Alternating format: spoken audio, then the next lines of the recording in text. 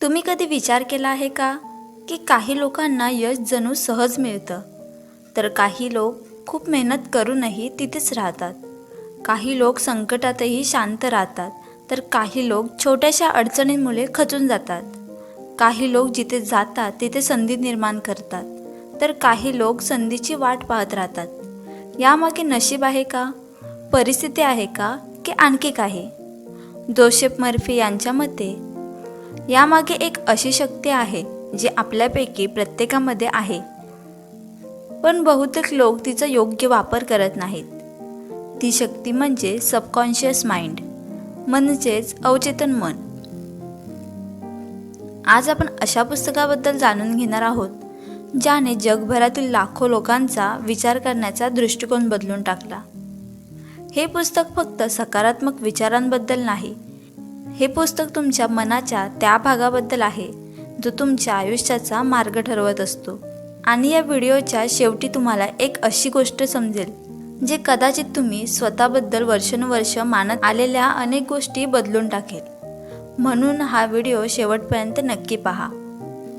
The power of the subconscious mind हे पुस्तक लिहिलं आहे जोसेफ मर्फी यांनी. जोसेफ मर्फी हे लेखक, वक्ते आणि मानवी मनाचा सखोल अभ्यास करणारे विचारवंत होते. त्याने अनेक वर्ष मानवी विचार, श्रद्धा, प्रार्थना आणि मानसिक शक्ती यांचा अभ्यास केला. या अभ्यासातून त्यांना एक गोष्ट स्पष्टपणे समजली: माणसाच्या आयुष्यातील अनेक यश आणि अपयश बाहेरून सुरू होत नाहीत, ते मनामध्ये सुरू होतात. आणि म्हणूनच त्यांनी हे पुस्तक लिहिलं. हे पुस्तक जगभरात लाखो प्रतीमध्ये विकलं गेलं आणि आजही वैयक्तिक विकासाच्या क्षेत्रातील सर्वात प्रभावी पुस्तकांपैकी एक मानलं जातं. हे पुस्तक इतकं प्रसिद्ध का आहे? कारण हे पुस्तक आपल्याला सांगतं की आपण आयुष्यात जे काही अनुभवतो त्यामागे फक्त परिस्थिती जबाबदार नसते. आपले विचार, आपले विश्वास, आपली भीती, आपल्या अपेक्षा आणि आपल्या मनामध्ये सतत चालणारा संवाद देखील तितकाच जबाबदार असतो. बहुतेक लोक बाहेरचं जग बदलण्याचा प्रयत्न करतात, पण जोसेफ मर्फी सांगतात की खरा बदल आतून सुरू होतो. कारण बाहेरचं जग हे अनेकदा आपल्या आतल्या जगाचं प्रतिबिंब असतं. आता सर्वात महत्त्वाचा प्रश्न म्हणजे सबकॉन्शियस माइंड म्हणजे अवचेतन मन नेमकं काय असतं? लेखक सांगतात की आपल्या मनाचे दोन मुख्य भाग असतात. पहिला भाग म्हणजे कॉन्शियस माइंड, म्हणजे चेतन मन. हे मन विचार करतं, निर्णय घेतं, तर्क लावतं आणि चांगलं वाईट ठरवतं. दुसरा भाग म्हणजे सबकॉन्शियस माइंड, म्हणजेच अवचेतन मन. हे मन शांतपणे काम करत राहतं. हे वाद घालत नाही, हे प्रश्न विचारत नाही, हे फक्त तुम्ही दिलेली माहिती स्वीकारतं आणि त्यानुसार तुमच्या आयुष्यावर परिणाम करतं. जोसेफ मर्फी एक सुंदर उदाहरण देतात. कल्पना करा की तुमचं चेतन मन म्हणजे शेतकरी आहे आणि तुमचं अवचेतन मन म्हणजे सुपीक जमीन. शेतकरी जसं बी पेरतो तसंच पीक उगवतं. जर शेतकरी आंब्याचं बी पेरलं तर आंब्याचं झाड उगवेल. जर काटेरी झुडपाचं बीज पेरलं तर काटेरी झुडूप उगवेल. जमीन भेदभाव करत नाही, ती जे बी पेरलं जातं तेच वाढवते. अगदी त्याचप्रमाणे तुमचं अवचेतन मनही काम करतं. तुम्ही त्यामध्ये भीती, शंका आणि नकारात्मक विचार पेरले तर त्याचं फळही तसंच मिळेल. पण जर तुम्ही विश्वास, आशा आणि सकारात्मक विचार पेरले तर त्याचं फळही वेगळं असेल. तुमचे विचार तुमचं आयुष्य घडवतात. पुस्तकातील सर्वात प्रभावी शिकवण म्हणजे तुम्ही जे वारंवार विचार करता ते हळूहळू तुमचं वास्तव बनतं. जर एखादी व्यक्ती सतत स्वतःला सांगत असेल, माझ्याकडून काही होणार नाही, माझं नशीब खराब आहे, तर तिचं अवचेतन मन हे संदेश स्वीकारायला लागतं. हळूहळू तिचे निर्णय, तिचं वर्तन आणि तिच्या कृती त्या दिशेने जाऊ लागतात. दुसरीकडे एखादी व्यक्ती म्हणते, मी शिकू शकतो, मी सुधार करू शकतो, माझ्या क्षमता आहे, तर तिचं मन वेगळ्या प्रकारे काम करू लागतं. तिचे लक्ष समस्यांवर, उपायांवर वळायला लागतं. अवचेतन मन विनोद समजत नाही. हे पुस्तकातील अत्यंत महत्त्वाचं निरीक्षण आहे. अनेक लोक सहज बोलून जातात, मी तर खूप विसरभोळा आहे, माझ्याकडून काहीच नीट होत नाही, मी कायम अपयशी ठरतो. त्यांना वाटतं की हे ते फक्त मजाक करत आहेत. पण लेखक सांगतात की अवचेतन मन मजाक समजत नाही. ते वारंवार ऐकलेल्या गोष्टी सत्य मानायला लागतं. म्हणूनच तुम्ही स्वतःशी कसं बोलता याला खूप महत्त्व आहे. पुढे लेखक विश्वास याबद्दल बोलतात. ते सांगतात, विश्वास हा अवचेतन मनाची भाषा आहे. तुम्ही ज्या गोष्टीवर मनापासून विश्वास ठेवता त्या विश्वासाचा परिणाम तुमच्या कृतीवर होतो. कल्पना करा की 2 व्यक्तींना एकसारखी संधी मिळते. पहिली व्यक्ती म्हणते, हे माझ्याने होणार नाही. दुसरी व्यक्ती म्हणते, हे कठीण आहे पण मी प्रयत्न करेन. दोघांनाही सारखीच संधी मिळाली, पण त्यांच्या विश्वासामुळे त्यांचे परिणाम वेगळे होतात. कारण विश्वास कृती निर्माण करतो आणि कृती परिणाम निर्माण करते. आता तुम्हाला प्रश्न पडला असेल, जर अवचेतन मन इतकं शक्तिशाली असेल तर मग अनेक लोकांच्या आयुष्यात सकारात्मक बदल का घडत नाहीत? उत्तर खूप सोपं आहे. कारण बहुतेक लोक नकळत त्यांच्या अवचेतन मनामध्ये नकारात्मक विचार भरत असतात. ते सतत चिंता करतात, ते सतत भीतीमध्ये जगतात, ते सतत स्वतःच्या मर्यादांबद्दल विचार करतात आणि मग त्यांच्या विचारांचं प्रतिबिंब त्यांच्या आयुष्यात दिसू लागतं.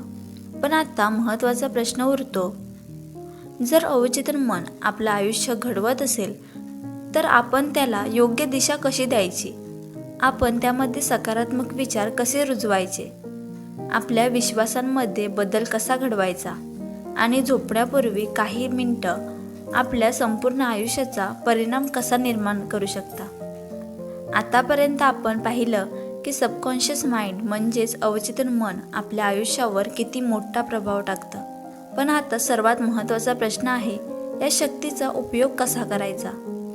जोसेफ मर्फी सांगतात की अवचेतन मनाशी संवाद साधण्याचे अनेक मार्ग आहेत. त्यापैकी सर्वात प्रभावी मार्ग म्हणजे प्रार्थना. आता प्रार्थना म्हटलं की अनेक लोकांच्या मनात धार्मिक गोष्टी येतात.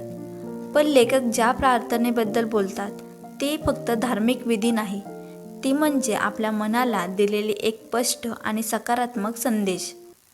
जेव्हा एखादी व्यक्ती शांतपणे बसून आपल्या ध्येयाची, इच्छेची आणि अपेक्षांची कल्पना करते आणि ती गोष्ट पूर्ण झाली आहे असा विश्वास ठेवते, तेव्हा तो संदेश अवचेतन मनापर्यंत पोहोचतो.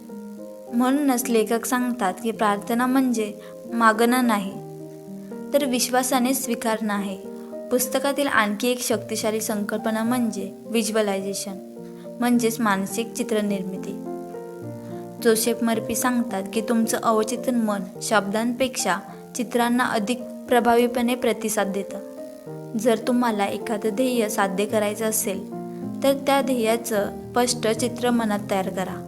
उदाहरणार्थ, एखादा विद्यार्थी परीक्षेची तयारी करत असेल तर त्याने सतत अपयशाची कल्पना करण्याऐवजी स्वतःला आत्मविश्वासाने परीक्षा देताना आणि यश मिळवताना पाहिलं पाहिजे. ही जादू नाही, पण जेव्हा मनात सकारात्मक चित्र निर्माण होतं तेव्हा आपल्या कृती आणि निर्णयही त्याच दिशेने जाऊ लागतात. जोसेफ मर्फी यांच्या मते दिवसातील सर्वात महत्त्वाचा काळ म्हणजे झोपण्यापूर्वीची काही मिनिटे. कारण या काळात चेतन मन शांत होऊ लागतं आणि अवचेतन मन अधिक ग्रहणशील बनतं. जर तुम्ही झोपण्यापूर्वी चिंता, राग, भीती किंवा समस्या याचाच विचार करत राहिलात तर ते विचार अवचेतन मनामध्ये खोलवर जातात.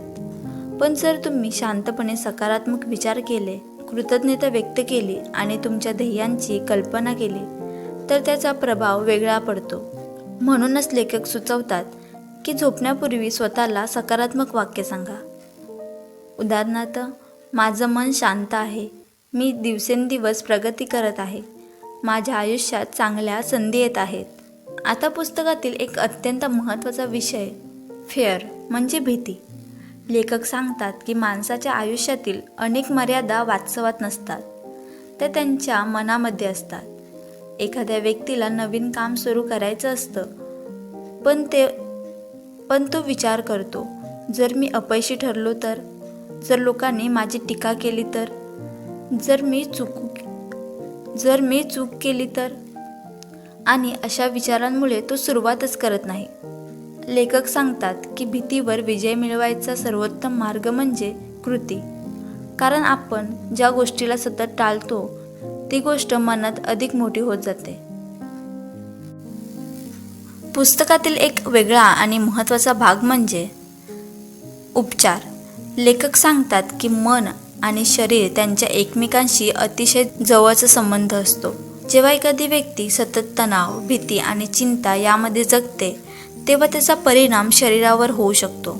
या उलट शांतता, आशा आणि सकारात्मक विचार यांचा शरीरावर चांगला परिणाम होतो. लेखक असं म्हणत नाही की फक्त विचारांनी सर्व रोग बरे होतात, पण ते सांगतात की सकारात्मक मानसिक अवस्था शरीराच्या नैसर्गिक उपचार प्रक्रियेला मदत करू शकते. लेखक वारंवार एक गोष्ट सांगतात, प्रत्येक यशाची सुरुवात मनात होते. कोणताही शोध, कोणतीही पुस्तक, कोणताही व्यवसाय किंवा कोणतीही मोठी उपलब्धी आधी कोणाच्या तरी विचारांमध्ये जन्माला आलेली असते. म्हणूनच लेखक सांगतात, तुमच्या विचारांना कमी लेखू नका, तुमची कल्पनाशक्ती कमी लेखू नका. कारण उद्याचं वास्तव अनेकदा आपल्या विचारांमधून तयार होत असतं. दिवसभरात आपण इतरांशी जितकं बोलतो त्यापेक्षा जास्त आपण स्वतःशी बोलत असतो आणि हा आत्मसंवाद आपल्या आयुष्यावर मोठा प्रभाव टाकतो.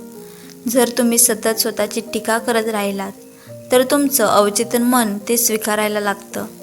पण जर तुम्ही स्वतःशी आदराने बोललात, स्वतःवर विश्वास ठेवलात तर तुमचं मन वेगळ्या पद्धतीने काम करू लागतं.